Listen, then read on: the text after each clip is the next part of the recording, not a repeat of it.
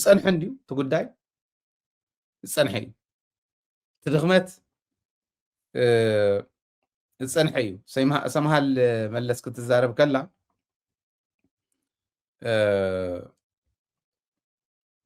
ብናይ ኣቦይ ቅሬታ ጎዲኦሙኒ ዝብል ዘረባ ክትዛረብ ሰሚዐ እያ ፀንሐ ምዃኑ እዩ ዘርእየኒ ኣነ ሕዚ ንሳ ማለት መሲልዋ ተዛሪባ ኣላ ሓደ እዚ እውን ከምዚ ኮይኖም እዮም ዝጎድኡኒ ከምዚ ስለ ዝኾነ እዩ ንዓይ ከምዚ ዝብሉኒ ዋላ ንቤተሰብ ናይ መለስ ከምዚ ዝብልዎ ኢልካ መዛረቢ ግዜ እውን ኣይኮነን ግን ንምንታይ ተዛረብ ከይትበሃልን እንታይ ግን ተገንዚበ መስለኩም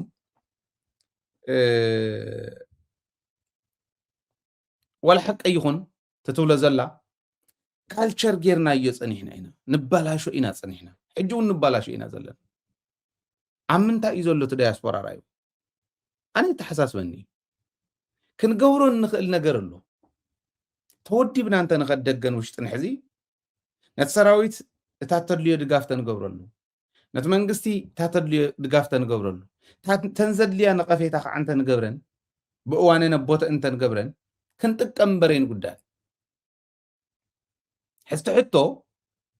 እቲ ዝፀንሐ ካልቸር እከለ ከምዚ ገይረ ቀይሙኒ እንዲ ባዕሉ ይፈልጥ ምስ እከለ ክሰርሕ ከመይ ገይረ ምስ እከለ ዝሰርሕ ኢልካ ምኻድ ካልቸር እንዳገበርናዮ ከም ዝመፃና ሰማሃል ካብ ዝወለቶ ምውሳድ ይከኣል ናይ ስድራ መለስ ሹም ምጥፋእ ንምንታይ እዩ ተደልዩ ንዝብል ድማ ንጌታቸው ኣሰፋ ንሰምሃል ብፍሉይ ስለ ዝፀልኣ ወይ ስለ ዝፈትዋ እዩ ኢለ ኣያምንን ንሽምኺ ንዓኸ ዘነፃፀረ ዲ ነይሩ ገና ካብ ንእስነት ከጀሚሩ ሰምሃል ካብ ዝተፈላለዩ ሰባት ወሊዳ ዝብል ኣብ ማሕበራዊ ሚድያ ኣብቶም መዓት ዘረባታት ይንዛሕ ነይሩ ይንታኽ ነይሩ እዩ ዋላ መለስ እንዳሃለወ እየ ዝብለካ ዘለኹ ድሕሪኡ እንዳገደደ ኸይዱ እዩ ከም ዝበልኩኻ ግን ኣባይ ዘነፃፀረ መስሉን ማለት ኣብ እንትን ናይ መለስ ዊከስት ሊንክ ሰንሰለት ድኹም እንትን ኢሎም ዝወሰድዎ ስድሩ እዩ ብቐጥታ ንኸጥቅዕዎ ስለ ዝኸበዶም ብጓሉ ብሰበይቱ ብስድርኡ ንምጥቃዕ ዝሞከሩሉ ኸይዲ እዩ ዝብል እምነት ኣለኒ ዋላ ኣብ ናይ መለስ እውን ግን ፐርሰናሊ ኢለ ኣያምንን ማለት እንትን ዝብሎ ነገራት ኣሎ እዮም ጌታቸው ወረቐት ከቕርበሉ ተለኹ ሻሎ ኢሉ ይድብርየለይ ነይሩ ዝብል ቅሬታ ከም ዘሎ ይፈልጥ ደብረፅዮን እውን ናብ ማይጨው ደብሪ ንዝብል ቅሬታ ከም ዘለዎ ይፈልጥ ፈትለ ወርቅ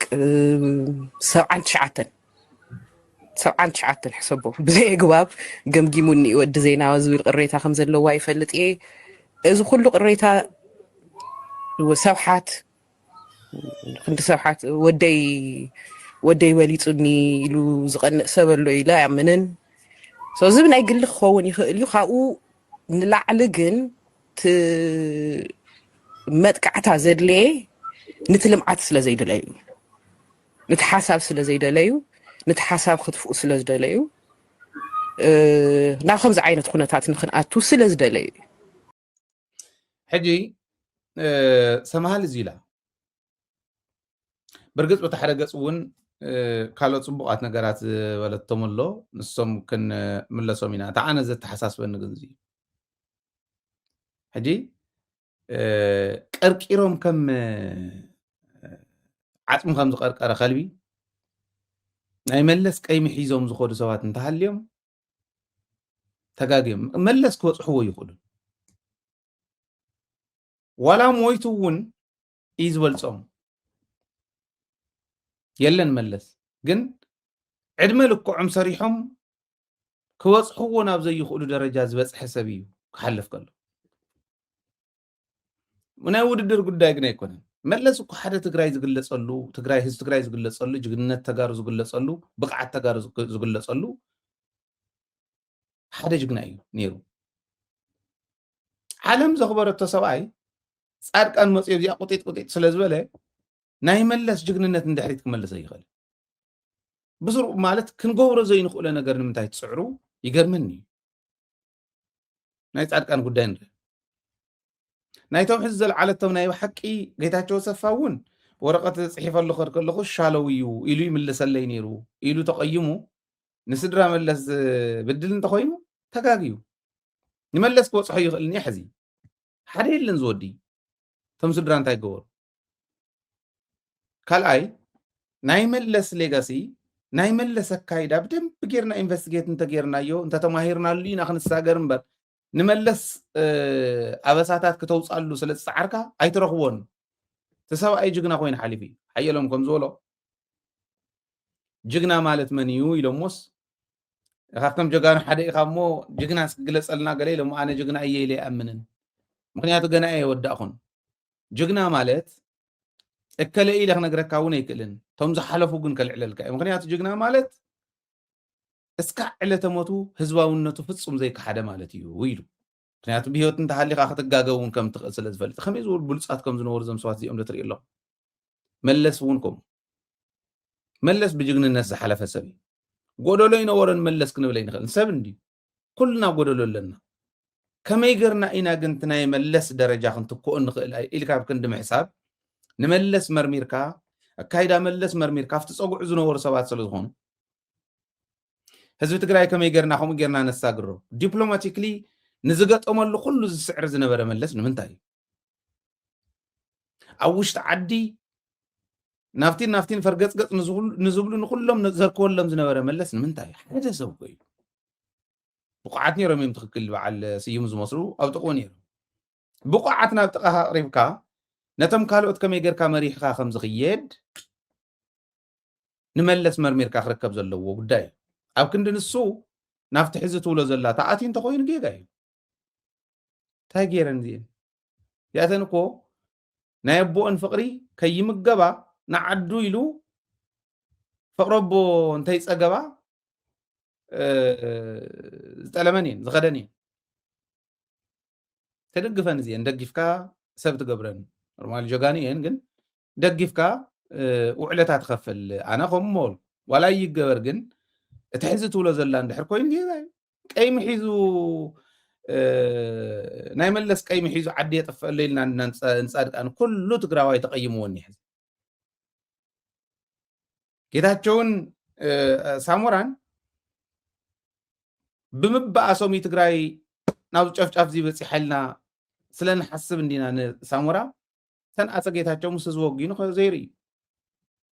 ንሳሞራ ንቕየሞ በዚ እዩ ደብረፅዮን እውን ማይጨው ደርቢኒ ናብ ወረዳ ኦፍኮርስ ካብ ሃገር ካብ ፌደራል ናብ ማይጨው ማሓዳር ገይሩ ሰዲድዎ ነይሩ እዩ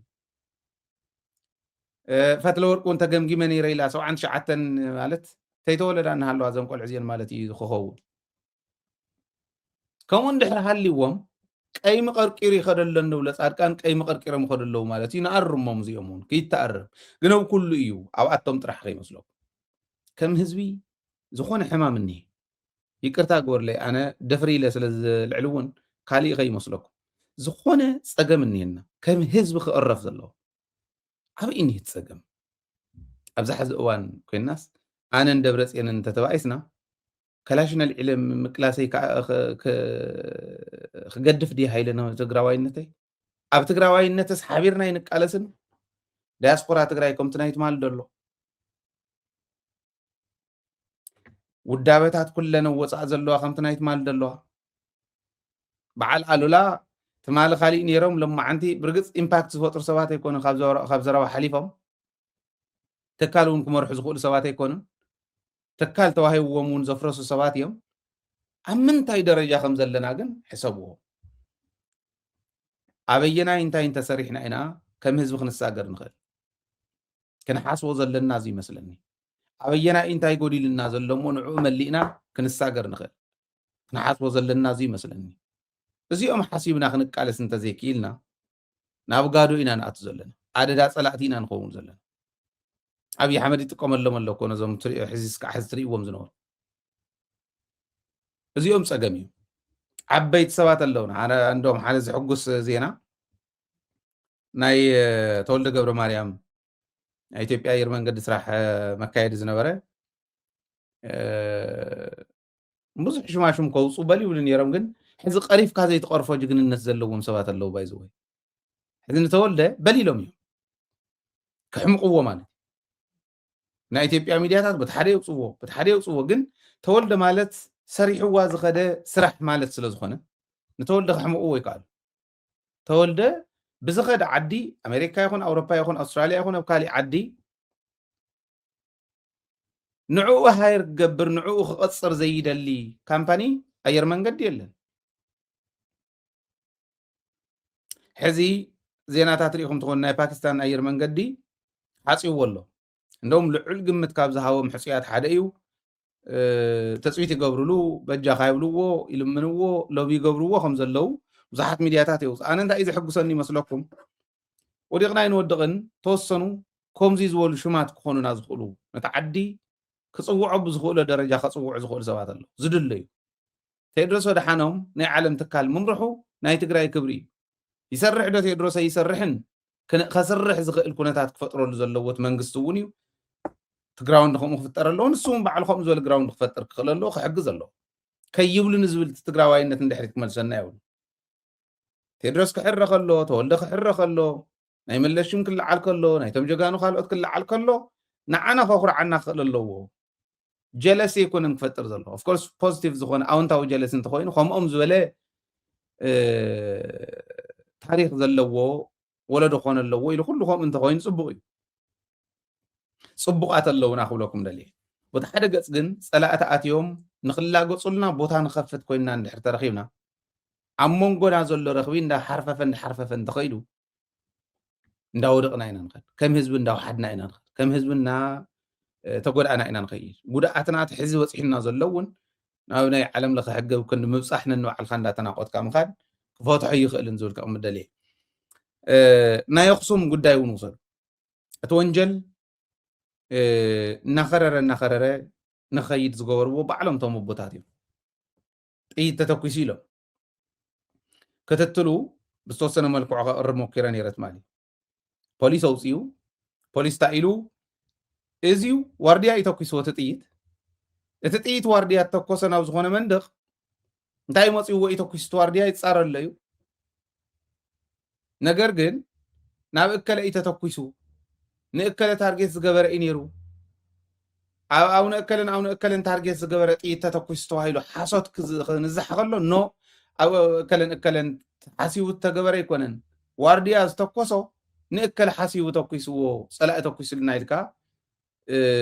ዓደዳ ፀላእ ምግባር እሞ መግለፂ ዝኣክል ምውፃእ መግለፂ ብፅሑፍ ኣውፅኦም ኣባናትና ኢሉ እውን ደው ኢሎም እዩ ናብ ቢቢሲ ቃለ መሕተት ተገይሩሎም ኣሕሊፎም እዮም መልእኽቲ ርኢና እዮም ጉዳጉድ ዝበሃል መልእኽቲ ከም ሰብኣይ ሶም ብስሩ እውን ዘይኮነ ስራሕቲ ክሰርሑ ቀንዮም እንድዮም ትትዕግስቲ ናይ መንግስቲ ክንደይናይ ምዃኑ እዩ ዘርኢ ኣበይ ከም ዝኸዱ ሪኢኹሞም ኢኹም ሕዚ ተኣሰሩ ሰባት ኣለዉ ሰለስተ ካብኣቶም ምኽትል ስራሕ መካየዲ ናይ መንበረ ሰላማ መልኣከ ምህረት ሓጎስ ዝበሃሉ እዩ ትሽማት ከመይ ገይሮም ከም ዝረኽብዎ ይገርመኒ መጋቢ ኣእላፍ ዝበሃሉ ነይሮም ብቐዳማይ ናይ መጋቢ ኣእላፍ ኢሳያስ ድዮም ዝበሃሉ ኣብ ዓዲግራት ኣእላፍ መጋቢ ኣእላፍ ተባሂሉ ሽም ተዋሃቦም ኣእላፍ ኣይኮነን ንሓደ ሰብ ክምግብ ዝኽእል ብቕዓት ዘይብሎም ምግቢ ኣይኮነን ዝብል ዘለኹ ሃይማኖታዊ ምግቢ ማለት ብቕዓቶም ከም ድላዮም ድሓን እቲ ብቕዓት ከመይ ጌርካ ገምጊምካ ከይትብሉ ግን ዓዲ ዘፍርሱ ቤተክርስትያን እናዘወሩ ንእከለ ነውግዞም ሓግዙና እንዳበሉ ክኹንኑ ዝኸዱ መፍርራጀብ ፖለቲካ ፀሊእናስ መፍርራጀብ ቤተ ክህነት ዘተኣታተው ሰብ መጋቢ ኣእላፍ ኢልካ ፍርቂ ሰብ ክምግቡ ዘይኽእሉ ሰባት መጋቢ ኣእላፍ መልኣከ ምህረት ከዓ ኢሎሞም እዚኦም እንታይ ምሕረቱ እዚ ሓጢኣት እናምፁልና መዓተ ጉዳጉድ እናምፁልና መልኣከ ምህረት ሓጎስ ይበሃል ባይዘወይ እታ ተሓሚስ ናይ መንበረ ሰላማ ካብ ዝመርሑ ሰባት ሓደ እንድዮም ብጣዕሚ ዋና ሓማሲ ዋና ሓንካሪ ካህናት ናይ ምዕራብ እዝንና ፀማም ጌርና በቃ እዝንና ዓፂና ኣይንሰምዓኩም እንተይወዳእናዮ ዝሓዝናዮ ኢልና ኢና ኣብና እዮም እምበር ካህናት ናይ ምዕራብ ዘቕርብዎ ዘለዉ ኮምፕሌን ይገርም እዩ ወላ ናይ ሰሜን ምዕራብ ክብሮም እዮም ስኢኖም እቶም ቦታት ባዕሎም ኣኽቢርዎም ህዝቢ ትግራይ ሓለፉ ኢሎም ኢሉ ኣኽቢርዎም ክበቅዕ ከሎ ባዕሎም ክብሮም ዝወርዱ ካህናት ናይ ሰሜን ምዕራብ ናይ ሽረ ሃገረ ስብከት ኣብ ልዕሊ ኣቡነ ጴጥሮስ ከመይ ዓይነት ሓሳባት ከም ዘቕረቡ ሰሚዕ ኣለኹ ጀጋኑ ትክክል እዩ ዘይኮነ ዘረባ እዮም ተዛሪቡ أخبيرنا يوم العلي سقلنا يوم سبعي طويب بيلومس صار من قصات يخدلو أو نسلام عليهم كزارو كم مسمع عن العلي إذن يشوش ويلنا شوش ويلنا بزو زقرمي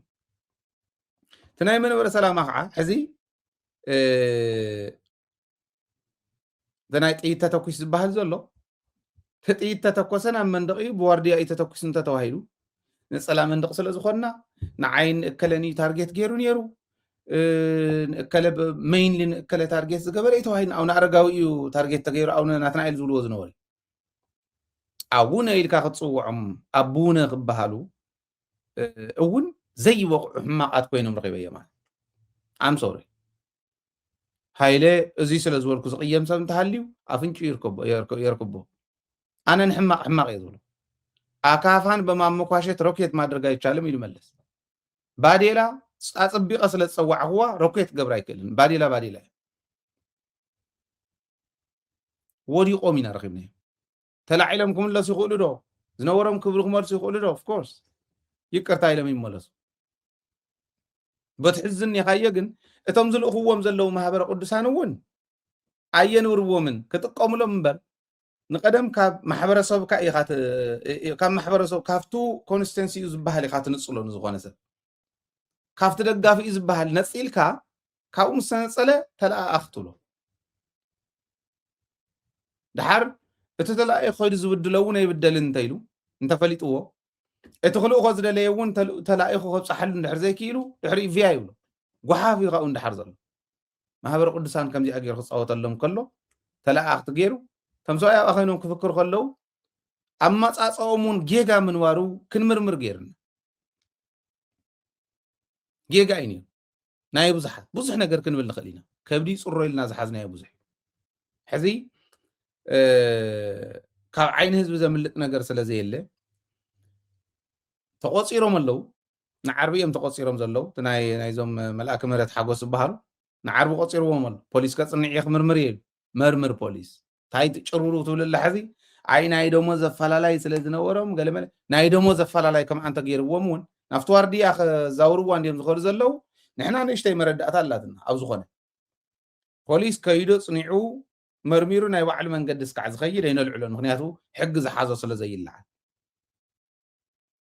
سيل كان نايدومو زمسيل كقليل كاخد كدو نايدومو ديو فودو BBC كالين مجلس اندا غبركا كل تارجت غيرو نعي تارجت غيرو حوحات كمزي سلازولنا حفصا سلازولو درج سلاز مصانا خمزي زولو دوم كالي يخسر نيرو خسر كوسخ نيرو بحالا بوليس كمز صاري بوليس خصوم يتراطرني ግን I don't think ናይዶሞስ ጉዳይ ኣይመስለንን ከተጻሪዩ ንሕና ኢድና ክንእቶ ይንደልን ናብ ዝኾነ ዝብዕኛ መላሊስካ ገንዘብ ዘለዎም ሓይሊ ዘለዎም ሰብ ዘለዎም ናብ ሓይሊ ዘይብሉ ኣራጊፎም ኣያ ዘለዎ ኣራፊዲ መውት ዓይነት ክገብርዎ ኣይንፈቅድን ምክንያቱ ኣያ ናይቶም ኣያ ዘይብሎም ኮይና ክትከይድ እያ እዛ ሚድያ እዚኣ ተመስሪታ ዘላ እሞ ክንሕግዝ ኢና ነገር ግን ኣግባብ ብዘይብሉ መንገዲ ክኸይድ እንተርኢና ከዓ ክንቃወም ኢና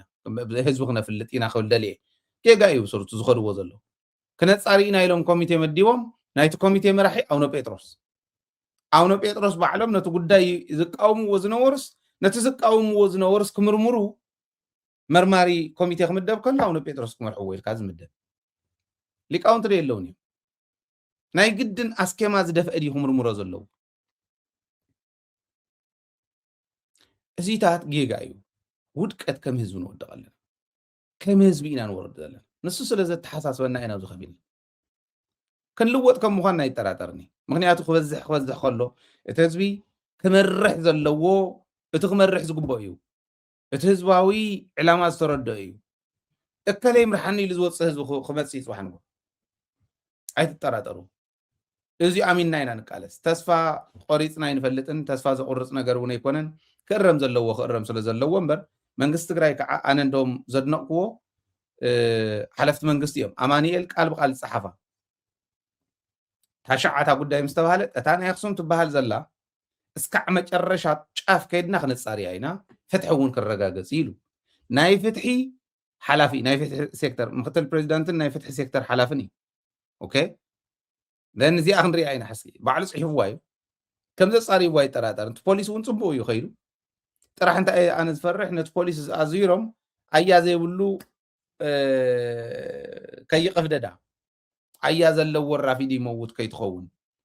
ገንዘብ ስለ ዘለዎም ከይትጥወ ፖሊስ ክከታተላ